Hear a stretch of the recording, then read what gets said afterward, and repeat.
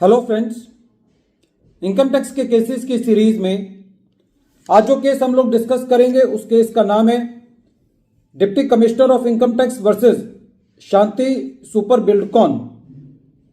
ये case 107 ITR tribunal page number 88 पर report हुआ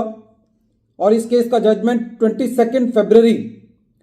2023 को आया। ये केस असेसमेंट ईयर 13-14 से रिलेटेड है। इस केस के अंदर असेसी का एडिशन सेक्शन 41 सबसेक्शन 1 के बेसिस पर किया गया। जो असेसी के क्रेडिटर थे, जब असेसिंग ऑफिसर ने उनको लेटर लिखा तो उन्होंने स्पेसिफिकली ये डिनाई किया कि उन्होंने असेसी के साथ कोई ट्रांजैक्शन नहीं की है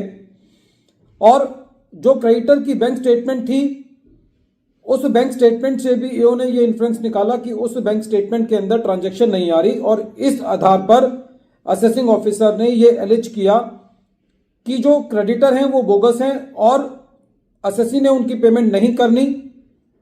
और इसीलिए सेक्शन 141 सबसेक्शन 1 जो कि सेसेशन ऑफ लायबिलिटी की बात करता है उसके आधार पर असेसिंग ऑफिसर ने असेसी का एडिशन कर दिया। सेम इशू पर प्रीवियस ईयर में पिछले साल के अंदर जब असेसी की असेसमेंट चल रही थी तो सेम क्रेडिटर को असेसिंग ऑफिसर ने वेरीफाई किया था। जो क्रेडिटर था उसके बैंकर को सेक्शन 133 सबसेक्शन 6 के अंदर नोटिस भेज करके असेसिंग ऑफिसर ने यह इन्फ्रेंस निकाला था कि क्रेडिटर जेन्युइन है और उसको पेमेंट की गई है। कहने का मतलब यह हुआ कि जिस क्रेडिटर का एडिशन किया गया उस क्रेडिटर को असेसिंग ऑफिसर ने पिछले साल में जेन्युइन पाया, लेकिन करंट असेसमेंट ईयर में जिसका असेसी का केस चल रहा था उस असेसमेंट ईयर में उस क्रेडिटर ने स्पेसिफिकली ये डिनाई कर दिया कि मैंने कोई असेसी के साथ ट्रांजैक्शन नहीं की है। तो यहां पर जो इशू इन्वॉल्व था वो ये था कि यदि एक बार असेसिंग ऑफिसर पिछले सालों में उस क्रेडिटर की जेन्युइनिटी को एक्सेप्ट कर चुका है तो क्या कोई और इंफॉर्मेशन के बेसिस पर इस साल के अंदर असेसिंग ऑफिसर के पास ये अधिकार है कि वो उस क्रेडिटर को सेक्शन 41 सबसेक्शन 1 के अंदर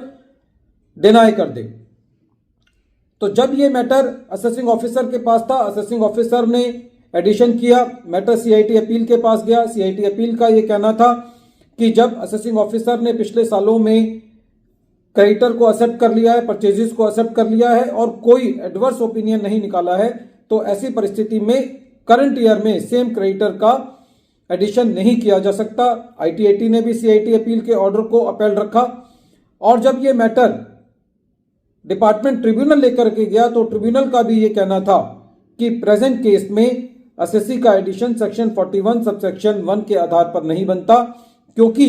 पिछले सालों के अंदर जब उस क्रेडिटर को वेरीफाई किया गया, असेसिंग ऑफिसर ने उस क्रेडिटर के बैंकर को सेक्शन 133 सबसेक्शन 6 के अंदर लेटर भेज करके ये पाया कि ट्रांजैक्शंस हुई हैं, तो खाली करंट ईयर में इस आधार पर कि उस क्रेडिटर ने असेसी के साथ ट्रांजैक्शंस को स्पेसिफिकली डिनाई कर दिया है, इस साल में एडिशन नहीं किया जा सकता। फ्रेंड्स, ये केस बहुत जेन्युइन केस है। इस केस के अंदर जो सीआईटी अपील और आईटीएटी ने स्टैंड लिया वो बहुत ही सराहनीय स्टेप है, क्योंकि जनरली ये देखा जाता है कि यदि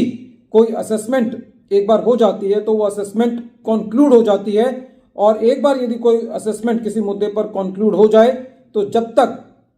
उस असेसमेंट में कोई और बहुत बड़ी त्रुटि ना पाई जाए उस असेसमेंट को नहीं छेड़ा जाना चाहिए। फ्रेंड्स, वीडियो के अंत में एक बार फिर मैं केस का नाम रिपीट कर रहा हूं। केस का नाम है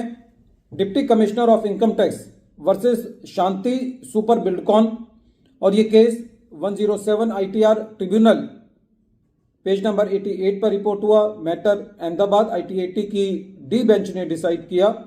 और इस केस का जजमेंट 22 फरवरी 2023 को आया। फ्रेंड्स, मैं आप लोगों से ये भी एक बात कहना चाहता हूं कि जब भी आप मेरे इस वीडियो को देखें और इस केस को रिलाय करें तो उससे पहले